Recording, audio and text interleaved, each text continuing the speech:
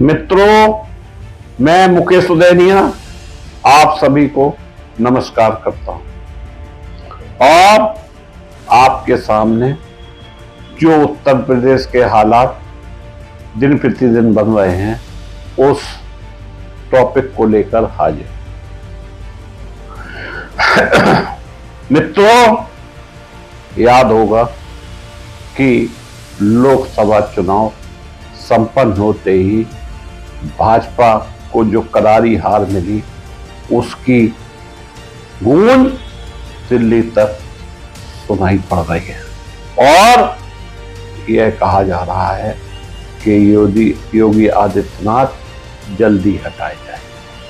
परंतु योगी आदित्यनाथ ने एक बार भी नहीं कहा कि हम हटाए जाएंगे। वहीं अखिलेश यादव, पूर्व मुख्यमंत्री उत्तर प्रदेश, ने पहले ही कहा था, जब उत्तर प्रदेश में लोकसभा के चुनाव हो रहे थे तो जो डबल इंजन की सरकार कही जाती थी जिसमें योगी और मोदी का चेहरा मुख्य रूप से था, पूरे चुनाव में उत्तर प्रदेश के अंदर योगी जी का चेहरा प्रचार प्रसार से गायब रहा और बड़े बड़े होर्डिंग, बैनर, पोस्टर में सिर्फ मोदी जी छाए रहे। योगी जी इतने हल्के नहीं हैं जितना समझा जा रहा है। वहीं कुर्सी की लालसा भी कहीं ना कहीं यह बताती है कि मूंगफली की दौड़ में कौन कौन लोग शामिल है। मित्रों, केशव मौर्य ने लगातार बगावती तेवर के बाद उत्तर प्रदेश में राजनीतिक सरगर्मियां बढ़ गई हैं। प्रदेश के अध्यक्ष भूपेंद्र चौधरी ने विगत दिन शाम को पीएम नरेंद्र मोदी से मुलाकात की। उन्होंने उत्तर प्रदेश में सरकार और संगठन के बीच मौजूद खींचतान की रिपोर्ट दी। इधर मुख्यमंत्री योगी आदित्यनाथ ने बुधवार को राज्यपाल आनंदीबेन पटेल से मुलाकात की। कहा जा रहा है कि यूपी में मंत्रिमंडल में फेरबदल हो सकता है। मुलाकात को इसी से जोड़कर देखा जा रहा है। इससे पहले मुख्यमंत्री योगी ने यूपी में 10 विधानसभा चुनाव में होने वाले उपचुनाव को लेकर मंत्रियों की बैठक की। लोकसभा चुनाव में भाजपा को जो सीटों का नुकसान हुआ है उससे एक ही तान देखी जा रही है। भाजपा और सहयोगी पार्टी के नेता उत्तर प्रदेश में सरकार के कामकाज पर सवाल उठा रहे हैं। पिछड़ों के सबसे बड़े नेता केशव मौर्य लगातार योगी सरकार पर निशाना साध रहे हैं और वह बार बार कह रहे हैं कि कार्यकर्ता और संगठन सरकार से बड़ा है। गौरतलब यह है कि लोकसभा चुनाव के परिणाम आने के बाद से मुख्यमंत्री योगी आदित्यनाथ और उप मुख्यमंत्री केशव प्रसाद मौर्य के बीच खींचतान शुरू हो गई है। पार्टी के भीतर सीएम के खिलाफ आवाज उठने लगी है। उसके बाद यूपी में मुख्यमंत्री बदलने की चर्चाएं तेज हो गई है। वहीं यह भी कहा जा रहा है कि मौर्य के बगावती तेवर को देखते हुए योगी उन्हें मंत्रिमंडल से बाहर का रास्ता दिखा सकते हैं। भाजपा के भीतर खींचतान की वजह लोकसभा चुनाव के नतीजे हैं। 5 साल पहले 62 सीटों पर जीतने वाली भाजपा इस बार 33 सीटों पर सिमट कर रह गई। यह एक बहुत बड़ा कारण है। उसके बाद अयोध्या हार गई, यह उससे बड़ा कारण है। वहीं बाबा के कई फैसलों पर आवाजें बुलंद की जा रही हैं और जिस तरह से वोट शेयर गिरा है इसने भाजपा के लिए एक बड़ी गंभीर समस्या पैदा कर दी है।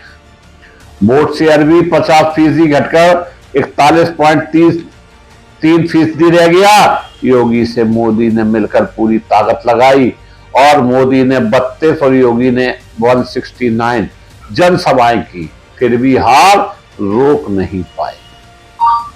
सपा के चुनाव में देश की सबसे बड़ी पार्टी बन गई।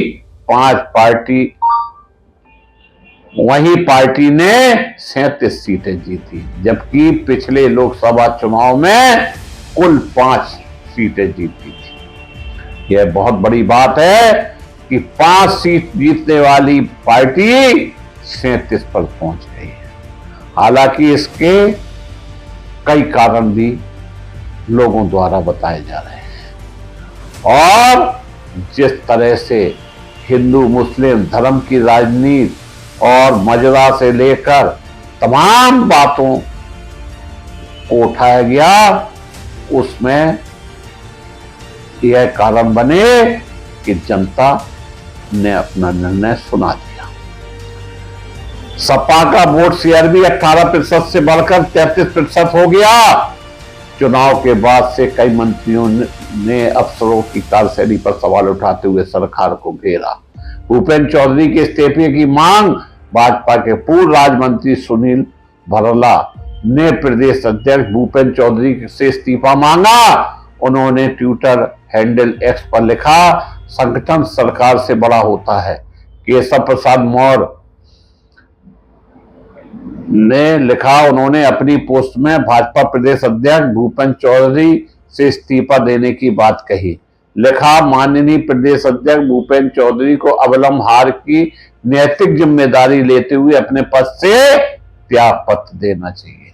सुनील भल्ला ने आगे लिखा कि भाजपा में ऐसी परिपाटी रही है जहां तत्कालीन अध्यक्षों ने जैसे कलराज मिश्र, विनय कटियार आदि ने इस्तीफा दिए थे।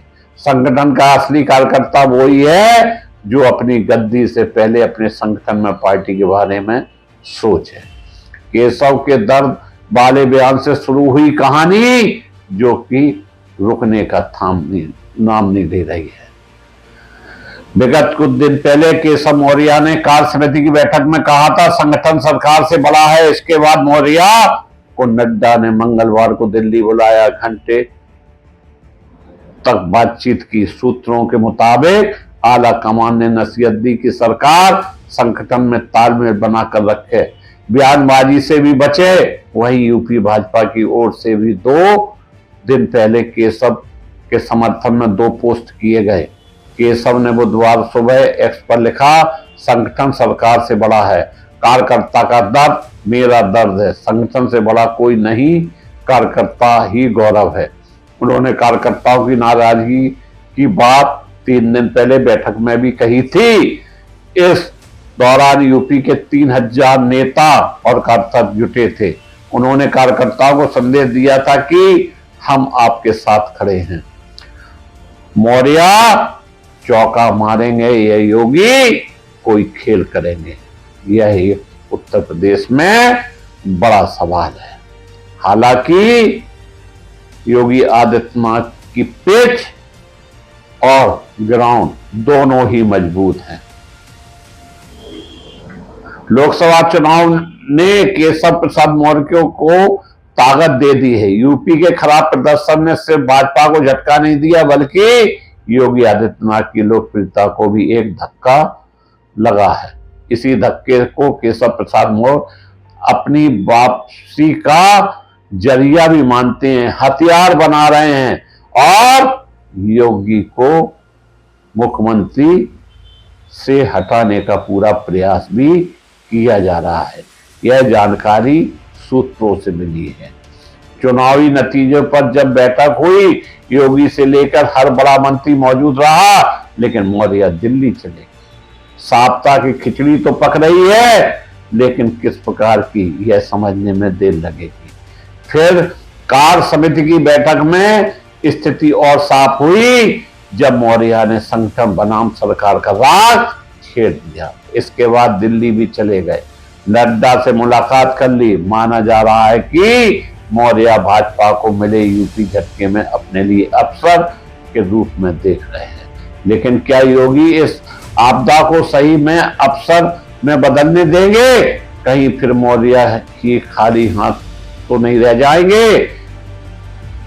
दोनों डिप्टी सीएमओ के नाम नए जो उपचुनाव होने हैं उसमें गायब है।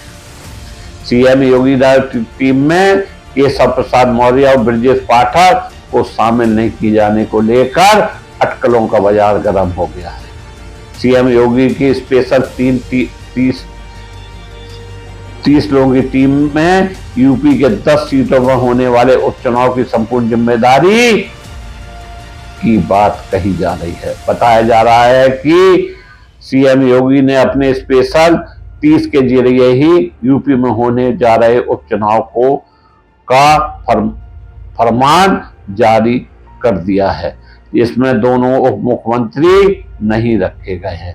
इस टीम में शामिल मंत्रियों के नाम इस प्रकार बताए जाते हैं: सीसामऊ विधानसभा सुरेश खन्ना, नितिन अग्रवाल; सौर विधानसभा लक्ष्मी नारायण चौधरी, संदीप सिंह; करहल विधानसभा जयवीर सिंह, योगेंद्र उपाध्याय, अजीत पाल सिंह; मिल्कीपुर विधानसभा सूर्य प्रताप शाही, मंकेश्वर शरण सिंह, गिरीश यादव, सतीश शर्मा; कटेहरी विधानसभा स्वतंत्र सिंह, आशीष पटेल, दयाशंकर मिश्रा; फूलपुर विधानसभा दयाशंकर सिंह, राकेश सचान; मझवा विधानसभा अनिल राजभर, आशीष पटेल, रविंद्र जायसवाल, रामकेश निषाद; सजियाबाद सदर विधानसभा सुनील शर्मा, ब्रजेश सिंह और कपिल देव अग्रवाल।